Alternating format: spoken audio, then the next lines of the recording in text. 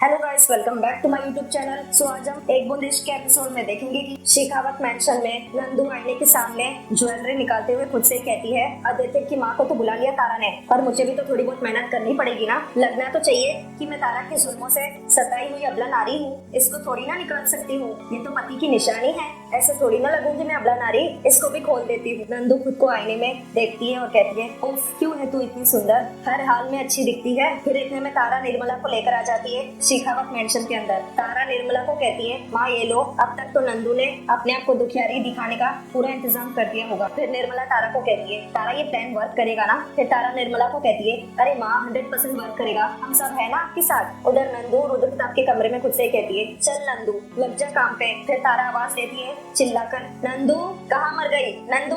फिर इतने में नंदू भाग कर आ जाती है हॉल में। नंदू हाथ में झाड़ू लेकर आती है, वो गलती से अपने फेस पर रख देती है। फिर नंदू कहती है सॉरी। नंदू निर्मला को देखकर कहती है आप। फिर निर्मला नंदू को कहती है, नंदू ये क्या हाल बना रखा है, ये बिखरे बाल, ये झाड़ू, छी बेचारी। फिर निर्मला तारा को कहती है, तारा तुमने तो अपनी बहन को बिल्कुल नौकरानी बना कर रखा है बेचारी। फिर तारा गुस्से से रौब वाली आवाज में बताती है, अब इस घर का मालिक तो सिर्फ एक ही हो सकता है ना, और वो हूँ मैं, बाकी सब तो नौकर ही होंगे ना। फिर निर्मला तारा की इस बात का सर हिलाकर हाँ में जवाब देती है। फिर तारा गुस्से से निर्मला को कहती है, और आप ज्यादा सर मत हिलाइए, खड़े खड़े निरूपा रॉय जैसी शक्ल मत बनाइए और जाकर मेरे लिए चाइनीज फूड लेकर आइए। निर्मला जैसे ही जाने लगती है, नंदू भोली वाली बनकर निर्मला को कहती है, अरे आपकी तकलीफ कर रही है मालकिन साहिबा, मैं हूँ ना चाय बिस्कुट। फिर निर्मला अपना सर हिलाती है नंदू की बात पर। नंदू जैसे ही जाने लगती है, तारा रोक वाली आवाज में नंदू को रोक कर कहती है, रोक। तारा की आवाज सुनते ही नंदू रुक जाती है। तारा नंदू को कहती है, नंदिनी देवी बैग कौन उठाएगा, आपके नौकर। फिर नंदू कहती है तारा को,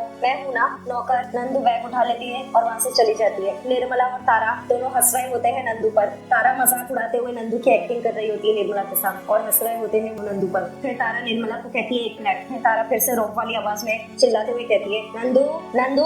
फिर नंदू कहती है, आई। फिर इतने में नंदू भाग कर आ जाती है। नंदू तारा को कहती है, जी मालकिन आपने बुलाया। फिर तारा नंदू को कहती है, इधर आओ। फिर तारा नंदू को कहती है, ये लो मेरी चप्पल इज्जत से जगह पर रखो। नंदू गुस्से से तारा को आंख दिखा रही होती है। फिर निर्मला तारा को कहती है, तारा वो बेचारी अकेली कितना काम करेगी, हम रख देते हैं। फिर तारा निर्मला को कहती है, नहीं नहीं इसकी क्या जरूरत है, आपको भी मेरी सेवा का पूरा मौका मिलेगा। फिलहाल मैं जिससे काम के लिए बोल रही हूँ काम वही करेगा। फिर निर्मला सर हिलाकर हाँ में जवाब देती तारा की इस बात का। तारा नंदू से गुस्से से कहती है, तू अभी तक यही खड़ी है, चप्पलें लेकर जा। नंदू तारा की चप्पल उठा लेती है। नंदू निर्मला को कहती है, आप बैठिए आराम से। तारा नंदू को कहती है, चाय बिस्कुट जल्दी। फिर नंदू कहती है, हाँ। नंदू वहाँ से चली जाती है। फिर निर्मला और तारा दोनों ही हंसते हैं उस पर। फिर तारा निर्मला को कहती है, अब टीवी देखे। निर्मला टीवी ऑन करती है। टीवी में ये बताया जाता है, अभी अभी खबर मिली है कि रुद्र प्रताप शेखावत की गाड़ी पर कुछ अज्ञात नकाबपोशों के झुंड ने हमला कर दिया है। पुलिस इस केस की तहकीकात कर रही है, हालांकि अभी तक इसके बारे में कोई जानकारी नहीं मिली है। न्यूज सुनते ही तारा खड़ी हो जाती है हैरानी से।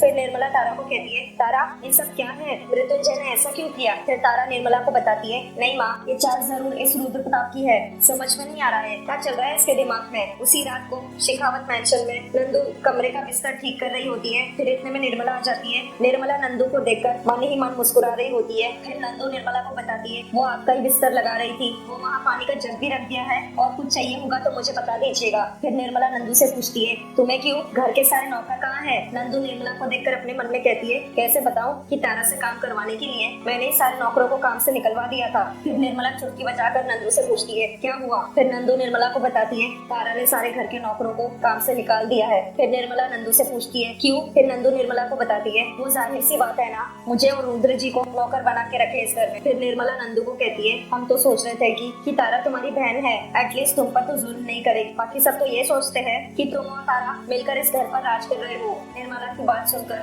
नंदू सर हिलाकर अपनी बात बताती है निर्मला को। सही कहती है आप, इसी बात का दुख होता है मुझे कि सब लोग यही सोच रहे होंगे कि वो इस घर की मालकिन है और हम लोग नौकर। लेकिन खैर, अब आप इस घर में आ गई है तो अच्छा है, आपको सब कुछ सच पता चल जाएगा और आपकी सारी गलतफहमियां भी दूर हो जाएगी। फिर निर्मला नंदू को बताती है, वो तो हो ही रही है धीरे धीरे। फिर नंदू निर्मला को भावुक होकर कहती है, ठीक है मैं चलती हूँ, और कुछ चाहिए होगा तो मुझे बता दीजिएगा। नंदू जाते हुए अपने मन में कहती है, अब देखती जाओ निर्मला, कैसे तुम्हें शीशे में उतार के तुम्हारे बेटे को अपना बनाती हूँ। स्टोर रूम में तारा आदित्य को कहती है, नंदू को यही लगेगा कि वो माँ को शीशे में उतार रही है, और सच ये होगा। फिर आदित्य तारा को बताता है, सच ये होगा कि मैं और मॉम आपके हिसाब से एक्टिंग कर रहे होंगे। फिर तारा आदित्य को बताती है, बिल्कुल, अब हम सब मिलकर रुद्र प्रताप और नंदू की बैंड बजाएंगे। फिर आदित्य तारा को कहता है, मैं आपके साथ हूँ। जैसे ही तारा जाने लगती है, आदित्य पीछे से आवाज देता है, भाभी। तारा रुक जाती है आदित्य की आवाज सुनते। आदित्य गिल्टी फील करते हुए तारा को कहता है, भाभी मैं बहुत शर्मिंदा हूँ। हम सबने आपको कितना गलत समझा, कितना भला बुरा कहा और बिना सोचे समझे इतना बुरा सुलूक किया। फिर तारा आदित्य को कहती है, कोई बात नहीं आदित्य, तुम्हारी गलती नहीं है, और वैसे भी उस वक्त मैं बहुत मजबूर थी और मजबूरी में ही मुझे बुरा बनने की एक्टिंग करनी पड़ी। फिर आदित्य तारा को कहता है, नहीं भाभी, इससे पहले भी जब आपने सबको सच बताने की कोशिश की, किसी ने भी आपकी बात पर विश्वास नहीं किया। मैं गलती करके भी चुप रहा। आपको पता है, राधा का कत्ल मेरे हाथों हुआ था और जिसकी सजा मृत्युंजय भैया को मिली थी। फिर तारा चौंकते हुए आदित्य को बताती है, आदित्य तुम अब तक नहीं समझे? फिर आदित्य तारा से पूछता है, क्या? फिर तारा आदित्य को बताती है, राधा का कत्ल तुमने नहीं किया था। यही बात तो मैं कब से समझाने की कोशिश कर रही हूँ। राधा जिंदा थी। अरे उसका कत्ल तो बहुत बाद में हुआ था, वो भी रुद्र प्रताप के हाथों। हाँ, जब वो अदालत में आ रही थी गवाही देने के लिए, जिससे मेरा मृत्युंजय बाईजान बली हो जाता, उसके पहले ही रुद्र प्रताप ने उसकी हत्या कर दी। और ये बात सिर्फ मैं, मृत्युंजय और युग जानता है। पर उस वक्त हमारे पास चुप रहने के अलावा और कोई चारा नहीं था। फिर आदित्य तारा से पूछता है, मतलब जिस रुद्र प्रताप की जुल्मों की सजा हमने अब तक पाई, हम उसी को अच्छा मानते रहे? फिर तारा आदित्य को बताती है, हाँ, पर तुम फिक्र मत करो, क्योंकि बहुत जल्द रुद्र प्रताप का असली रूप सबके सामने आ जाएगा। इसलिए तो हमने ये जंग छेड़ी है, और तुम देखना आदित्य, इस जंग में जीत हमारी होगी। तारा की इस बात का आदित्य सर हिलाकर हाँ में जवाब देता है। उसी रात को तारा अपने कमरे में आईने में खुद को देख रही होती है। तारा मृत्युंजय के बारे में सोचने लगती है। तारा जैसे ही अलमारी खोलती है, उसके सामने मृत्युंजय आता है और उसे डरावनी आवाज निकाल कर डराता है। मृत्युंजय के डराने से तारा जोर से चिल्लाने लगती है। मृत्युंजय तारा के मुंह पर हाथ रख देता है। फिर मृत्युंजय तारा को कहता है, चिल्ला क्यों रही हो? मैं हूँ। फिर तारा गुस्से से मृत्युंजय को कहती है, पागल हो गए हो क्या? यहाँ क्या कर रहे हो, वो भी इस अलमारी में? फिर मृत्युंजय तारा को बताता है, जंगल में बोर हो गया था, सोचा कि आकर तुम्हारे कपड़े प्रेस कर दूं, तुमसे मिलने आया था पागल। फिर तारा मृत्युंजय को कहती है, मेरी तो जान निकाल दी तुमने, भूत बनकर डरा दिया मुझे। फिर मृत्युंजय तारा को कहता है, वहाँ मेरी जान निकली जा रही थी। फिर इतने में नंदू आवाज देती है तारा को। क्या हुआ? तारा नंदू की आवाज सुनकर डर जाती है और टेंशन में आ जाती है। फिर नंदू तारा से पूछती है, क्या हुआ, क्यों हल्ला कर रही है? तारा आगे मुड़ के देखती है, मृत्युंजय कहीं नहीं होता है। फिर नंदू तारा को कहती है, अजीब लड़की है। नंदू तारा को कहती है, कुछ बोलेगी भी आप? फिर तारा नंदू को कहती है, वो था। फिर नंदू तारा को कहती है, क्या वो? फिर तारा नंदू को बताती है, अरे वो चूहा। फिर नंदू तारा को कहती है, चूहा? जहाँ तक मुझे याद है, जब भी चूहा, छिपकली या कॉकरोच घर पर दिखते थे तो मैं और माँ डर के मारे स्टूल पर चढ़ जाते थे और तू ही उन्हें घर से बाहर निकालती थी। तारा चुपके से देख लेती है कि मृत्युंजय कहाँ छुपा है। फिर नंदू तारा से पूछती है, तो फिर तू आज चूहे से कैसे डर गई? फिर तारा नंदू को बताती है, वही तो, नंदू चूहा ही ऐसा था, एकदम अजीब सा, छोटा सा, दुबला पतला सा, एकदम खिलौना, बदसूरत, गंदा सा चूहा था वो, और डरपोक तो इतना कि मेरी एक चीख सुनकर भाग गया वो। फिर नंदू तारा को कहती है, तू चीखी भी तो इतनी जोर से थी, अगर आदित्य होश में होता तो वो भी डरकर भाग जाता। नंदू की बात सुनकर तारा हंसने लगती है। फिर नंदू जैसे ही जाने लगती है, वो अचानक से रुक जाती है। नंदू जैसे ही पीछे मुड़ के देखती है, तारा घबराने लगती है। नंदू अलमारी के पास आकर खड़े रहकर देखती है। नंदू अलमारी का दरवाजा बंद कर देती है। फिर नंदू तारा को कहती है, मैडम, कमरे में चूहा है ना, तो अलमारी बंद कौन करेगा? चूहा अंदर घुस गया और कपड़े उतर गया तो? फिर तारा नंदू को कहती है, अच्छा तू जाना, मैं चूहा ढूंढती हूँ ना, तू जा। फिर नंदू मुस्कुरा के तारा को कहती है, पागल लड़की है तू। इतना बोल के नंदू तारा के कमरे से चली जाती है। तारा भागकर अपने कमरे का दरवाजा बंद कर देती है और गहरी सांस लेती है। फिर इतने में मृत्युंजय अलमारी का दरवाजा खोलकर तारा को कहता है, अच्छा बच्चों, अजीब सा, छोटा सा, बदसूरत सा चूहा। तारा चिल्लाते हुए मृत्युंजय को कहती है, अरे क्या कर रहे हो, छोड़ो। मृत्युंजय तारा के पीछे भागने लगता है और तारा भी आगे आगे भाग रही होती है और जोर जोर से हंस रही होती है तारा। फिर इतने में मृत्युंजय तारा को पकड़ लेता है और उसके मुंह पर हाथ रख देता है अपना। फिर मृत्युंजय तारा को कहता है, अब बोलो। तारा गुस्से से मृत्युंजय को कहती है, ऊपर हाथ रख देते हो और कहते हो, अब बोलो। फिर मृत्युंजय तारा को कहता है, किसने बोला इतना बोलने के लिए, और क्या बोल रही थी वहाँ पे? छोटा सा चूहा। जैसे ही मृत्युंजय अपने पैर से शूज निकालने की कोशिश करता है, वो जमीन पर गिर जाता है। तारा उस पर हंसने लगती है। अगली सुबह शेखावत मैंशन में मृत्युंजय और तारा एक दूसरे की बाहों में सिमटे हुए लेटे होते हैं। फिर इतने में मृत्युंजय तारा को कहता है, अजी सुनती हो? मृत्युंजय तारा को कहता है, मेरा जाने का तो मन नहीं कर रहा है, लेकिन जाना पड़ेगा। तारा मृत्युंजय को कहती है, तुम कहीं नहीं जा रहे हो, बस सो जाओ चुपचाप। फिर मृत्युंजय तारा को कहता है, पति पर हक जता रही हो? फिर तारा मृत्युंजय को कहती है, तुम कैसे पति हो, अपनी पत्नी को छोड़कर जा रहे हो? फिर मृत्युंजय तारा को बताता है, ऐसा हूँ मैं और ऐसे ही रहूंगा, जल्दी से उठ जाओ वरना तुम्हारी ये नंदू है वो आएगी, फिर ये चूहा पकड़ा जाएगा। फिर तारा मृत्युंजय को कहती है, चूहा नहीं पकड़ा जाएगा, इस चूहे को इस चूहिया ने जो पकड़ लिया। फिर मृत्युंजय तारा को कहता है, मिसेस चूहिया, क्या आपको पता है मिस्टर तो काटता भी है, लो अपना दुपट्टा,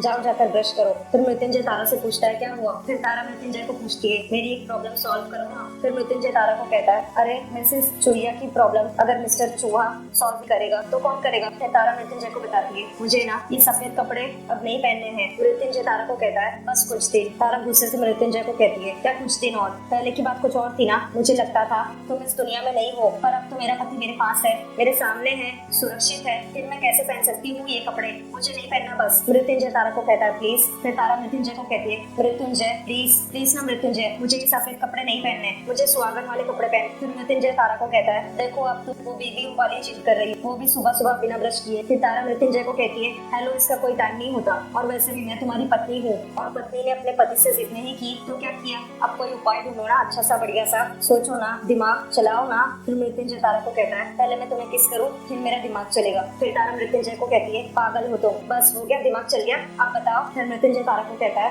एक तरीका है। फिर तारा पूछती है क्या। मृत्युंजय तारा के कान में आइडिया बताता है। तारा हंसने लगती है। फिर मृत्युंजय मुस्कुरा के कहता है क्या बात है। फिर तारा मृत्युंजय को कहती है ये तरीका है। फिर मृत्युंजय सरेला कर हाँ में जवाब देता है। फिर तारा मृत्युंजय को कहती है क्या आइडिया दिया है आपने पतिदेव, अरे आपका दिमाग तो कंप्यूटर से भी तेज चलता है। फिर मृत्युंजय तारा को कहता है अच्छा आइडिया दिया ना, मैं चाहूँ। फिर तारा उदास होकर हाँ कहती है मृत्युंजय को। मृत्युंजय तारा के गाल पर किस करता है और तारा जोर से चिल्लाती है। तारा मृत्युंजय को कहती है दाढ़ी तो बनाया करो। फिर मृत्युंजय तारा को कहता है जब देखो कंप्लेंट करती रहती। फिर तारा मृत्युंजय से पूछती है अब क्या हुआ। फिर मृत्युंजय तारा को कहता है माँ को घर में देखकर रुद्रप्रताप ने कुछ कहा। फिर तारा मृत्युंजय को बताती है वो घर पर है कहाँ, वो घर से बाहर है। फिर मृत्युंजय चौंकते हुए कहता है क्या। फिर तारा बताती है मृत्युंजय को मैंने न्यूज में देखा कि उसे नकाबपोश के गिरोह ने किडनैप कर लिया है, पता नहीं कौन सी चाल चल रहा है। फिर मृत्युंजय तारा को बताता है मैं बताता हूँ कि उसके दिमाग में क्या चल रहा है, वो मुझे मेरे ही जाल में फंसाने की कोशिश कर रहा है, ये बस उसकी चाल है, तुम फिक्र मत करो। फिर मृत्युंजय तारा के माथे पर चूमता है और वहाँ से चला जाता है। जंगल में गुरुजी मृत्युंजय को कहता है